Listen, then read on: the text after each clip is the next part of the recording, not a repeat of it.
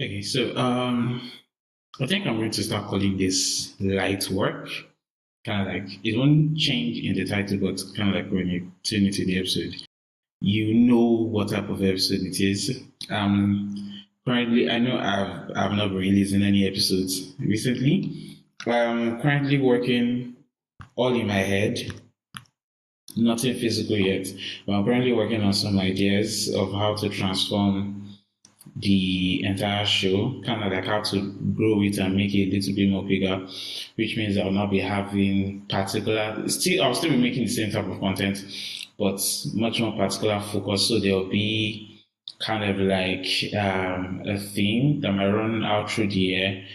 So that'll be the main theme.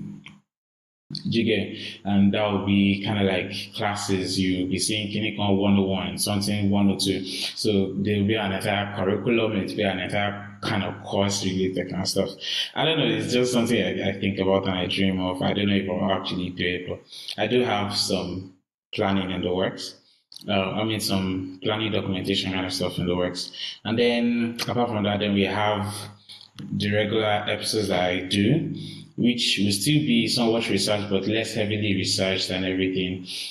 They might even be heavily researched, but they will have nothing to do with the main theme most of the time.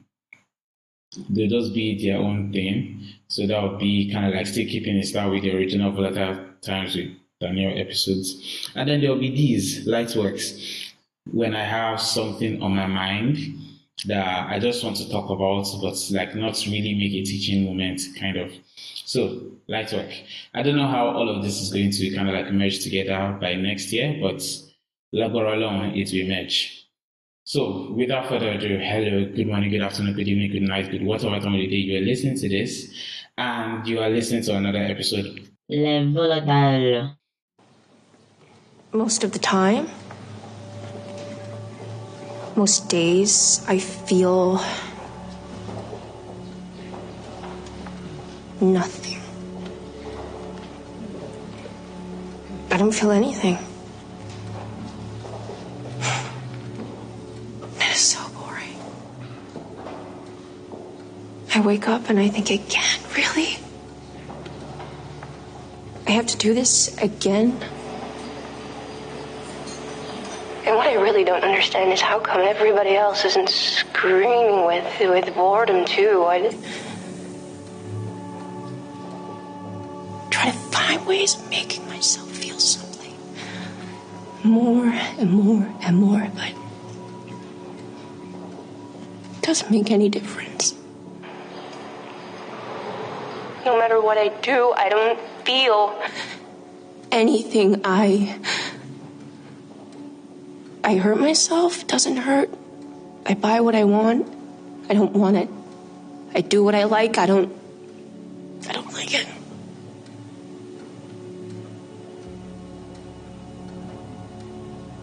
I'm just so bored.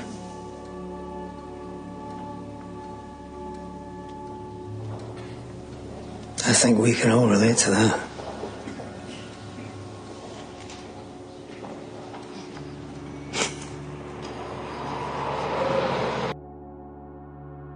I have something that's been on my mind for a really long time. But, I try not to make any topic about this concepts or ideas, things like this, because they tend to be really sad. And I have a much more pessimistic view of the world than I would usually be honest about. So there's just all that wrapped in between. But anyway, what is on my mind right now is the idea of feeling of numbness. I just saw a scene from the series Killing Eve. I've never seen the series before, but it's one of the series that I really, really want to watch. And I do hope that either towards the end of this year or next year, I will make active choices, like active steps to actually catch up with the series. I think it ended with 3 seasons. I'm not going to bother with the synopsis of the series. It's what the series is about is actually not important to what I'm about to say. Just that the clip that I'm talking about was from the series, and it was the clip of the serial killer, the female serial killer Eve. I think that was her name. Kind of like in this therapy session, and talking about how she doesn't feel anything. I don't know why. I don't know whether it's a result of trauma, whether it's biological, but I don't think it's biological. I think it's much more emotional, and how she never feels anything, and that kind of makes life really, really boring. Like everything is just so boring. And that's probably why she kills, and she probably does these elaborate kills, kind of like to just get herself pumped, to feel some sort of excitement, to feel something solid, to have a much more solid emotional experience.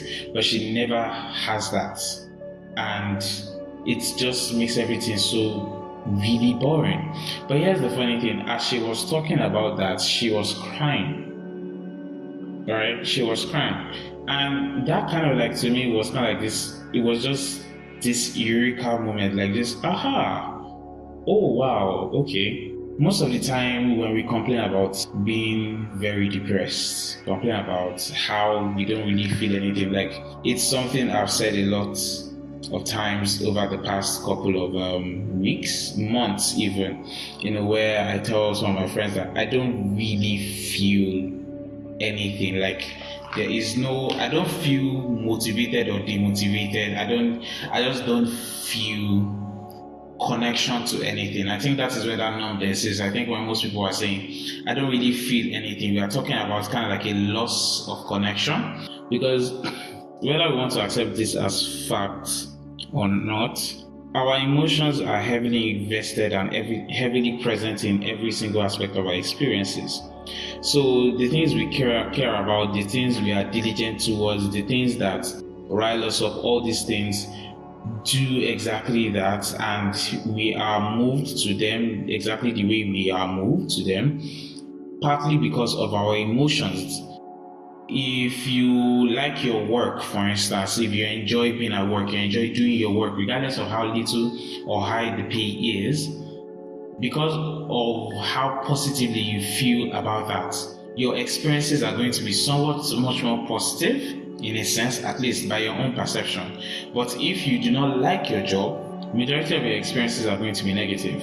Even if you have a good rapport with your co-workers and everything, you won't really remember those reports in necessarily the positive way they manifested or that they happened. They will be dimmed down in a sense. Why? Because ultimately all our experiences are interpreted via the emotions that we felt during those experiences. So we are talking about a loss in connection whenever we talk about this numbness, and I feel like singing Linkin Park song right now. There is all of that. And I want you to understand this is a serious thing. This idea of numbness is a serious thing where you're unable to connect to the concept of life itself. It's not even just about, oh, I feel lonely, I can't make any friends. It's like everything around you seems to exist in this outside space, and you can only interact with caricatures of the real thing. So you are never experiencing the real thing. That is how it feels. That level of numbness is very dark, it's very deep, it's enfranchising. You don't feel any energy, you don't feel motivated to anything, you don't necessarily hate anything, you are just uninterested in everything. To make a joke out of it, it's kind of like being a supreme being that is so far removed from the world that nothing in the world actually actively affects you, in a sense. And so it's not that you hate or you love or you're callous or you are selfish, it's just that you are just uninterested, right? So you couldn't care less to even care. And that's how I would describe the numbness that Eve was talking about. And I think many of us have experienced it before. I know I have. I have had the experience a lot this year, 2023. And so it's very serious. But then so far everything I've said is not necessarily profound. It might be to one person, but let's be honest, you are listening to this right now and you know what I'm talking about. Maybe you know what I'm talking about, but it's not necessarily a novel idea. Neither is what I'm going to say next, but what I'm going to say next kind of is a novel idea for me because I just realized this. while Eve was talking about the numbness and how boring life seems to be and how nothing really is happening, all those words, all the way she's describing them, aren't necessarily true objectively by the words themselves. Because if you say nothing is really happening, it's like something's always happening in your life. There are events constantly occurring every single day and every single moment of your life, whether you are awake or not, whether you are aware of them or not. So to say nothing is happening isn't really true. Also, to say, let's just keep it there. I don't want this to be too long. To say nothing is happening, it's not necessarily true. But the thing is, it also is at the same time, because when she's saying nothing is happening, remember how I said the numbness is kind of like this total disinterest and apathy from the world, an inability to connect to the world. For her, nothing is happening. For the person feeling that numbness, nothing is happening, because every single event is like life is happening around her, right? And she's being moved around by life, but life isn't necessarily happening to her. Like, she doesn't feel like an active participant in that life, not because she can't make choices for herself, not because she doesn't have her own resources, not because of any inability of her own to do things. She can do all those things, but it's just like I said at the beginning, it's like everything in life except yourself, who is experiencing the numbness, exists in separate spaces. So the life that is happening, you are watching it around, and every single time you interact with that life, it's like I said, we are interacting with a hologram, a digital version of that life, but never the actual life itself. And I feel like the reason why there is that gap in perception is due to the numbness of emotion that we're talking about, this apathy, this inability to feel, when it's actually not that you are not feeling. Because remember what I said at the beginning, while Eve was describing this experience, she was crying. And that's so profound, because it means she is feeling something. She feels something strongly enough that whenever she is talking about her numbness, that feeling rises up and manifests itself physically. You could see the dread on her face, you could see the pain, and that's it most of the time. Many times these things always culminate as one emotion: pain. You feel the pain, but because the type of pain you are feeling is not a flesh wound, it's not something physical, it's also not something necessarily caused by a certain event. It's not by maybe somebody cheated on you, or maybe somebody died, or maybe you failed an exam. The pain you are feeling, the pain the numb person is feeling, is not necessarily any of that. It can be a combination of all of that, but it's not necessarily that. The pain they are feeling is a pain of loss, but what they've lost is not a friend, a family member, money. What they've lost is a sense of self that I think goes beyond the natural awareness of ourselves that we have. So it's like an aspect of yourself that you are usually not aware of, right? And then that gets cut off, it dies, or you just don't feel it anymore. And this is usually a trauma response. You fall into this deep depression, but it affects you in such a unique way where you are sort of functional, you look okay, but you don't feel anything. So the entire world is happening around you. You are observing.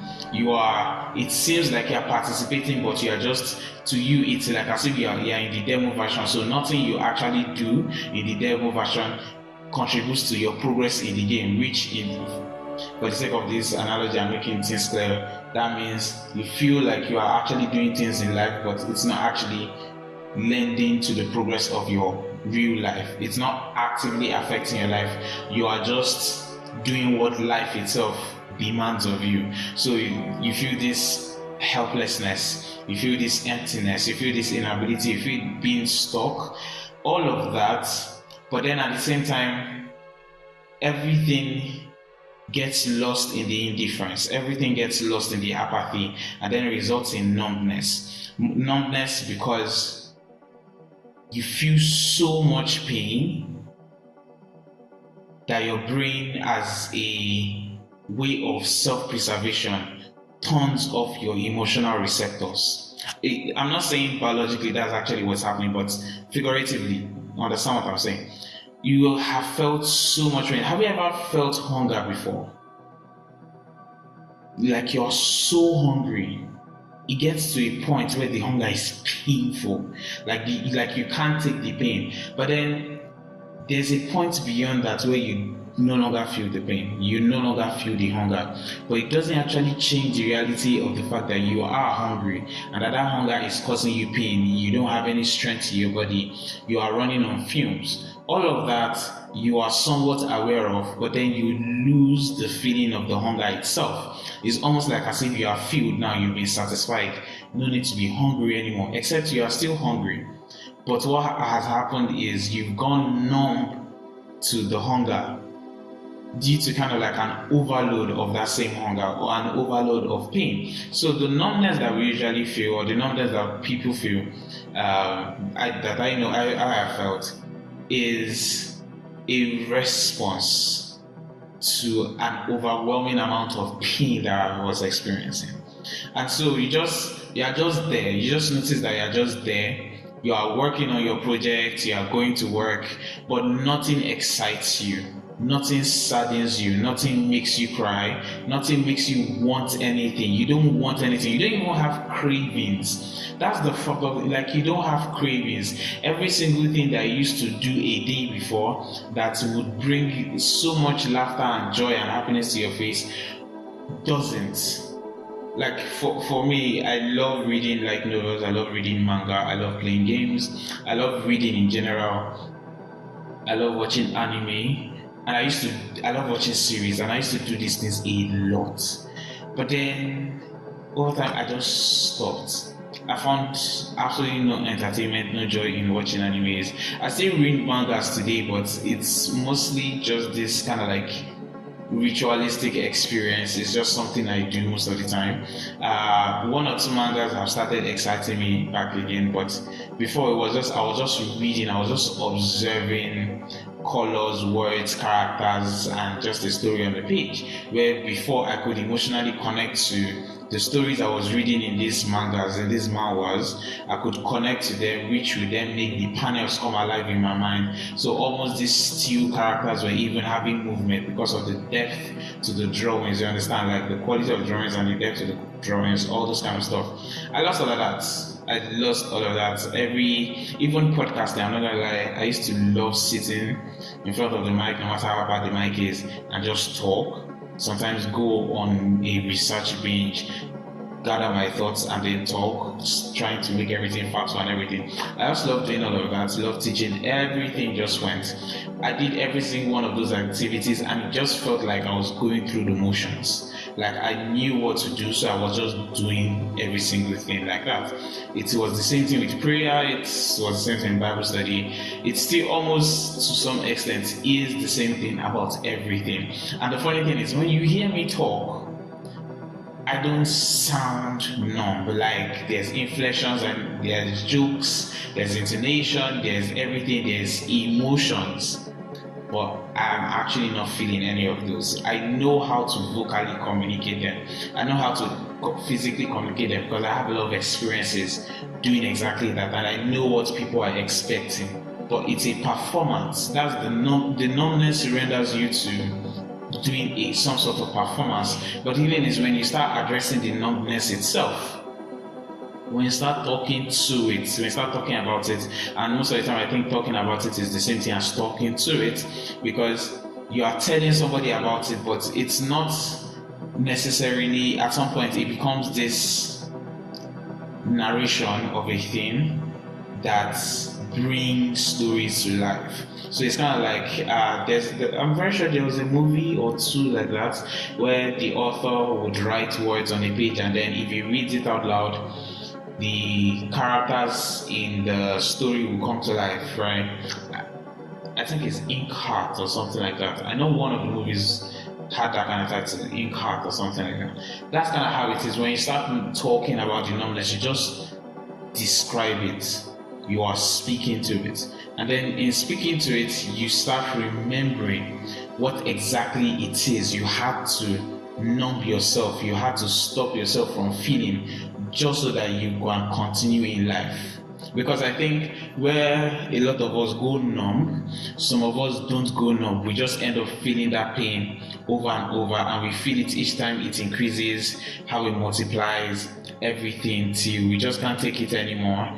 And then it's not about courage, because some people think, those who commit, those who, do the ending of the life thing, they are so brave, they are killing on. Sometimes it's not bravery. I think honestly, most times it's not bravery. I think it's a self-preservation mechanism that most people get to that point where they are actually going to do it. It's not even about planning or everything, they just do. I think most of the time it's kind of like a survival response. Like I need to save myself from this pain. So it's the same way our brain will turn us off where we go numb so as we can survive, so that we can just keep on going, because the pain is so crippling. I think for those who do not have the luxury of becoming numb, they go the other extreme. And the numbness is not a good thing. Like, it's not. A lot of guys experience this a lot. I think it ends up manifesting as something called alexithymia in men, but I think studies have started showing that women are also experiencing alexithymia. But I think it's even more than that. I don't know the name for it yet, but it's such a heavy thing, and I just wanted to talk about it. I just wanted to talk about it and describe it and kind of like be like, I've felt this before. Have you? Because I usually don't hear many people talk about it. So seeing that clip and knowing that was in like this really big series of that time, kind of made me want to start looking more into it and be like, okay, what are people actually talking about? And I've seen one or two content even on YouTube kind of subtly addressing the same thing, right? So, but we kind of describe it in different ways. So anyway, that has been me. Thank you so very much for listening up to this point. I do hope it was somewhat entertaining, even if it wasn't necessarily, oh, this is a me moment, that kind of stuff. Thank you so very much for listening once again. Please do recommend the podcast to your friends, recommend the podcast to your enemies. Who knows, they might listen and then find out that, oh, it's better to be a friend than an enemy. Make sure to follow on social media. Twitter is at Daniel Briggs. Instagram is Volatile with Daniel, or also at Daniel Briggs. And last but not least, again, thank you very much for listening. Now share the link to your WhatsApp, share the link to your Instagram story, something. Actually do it. Share, goddammit. Oh, and subscribe to my newsletter. Thank you. Bye bye.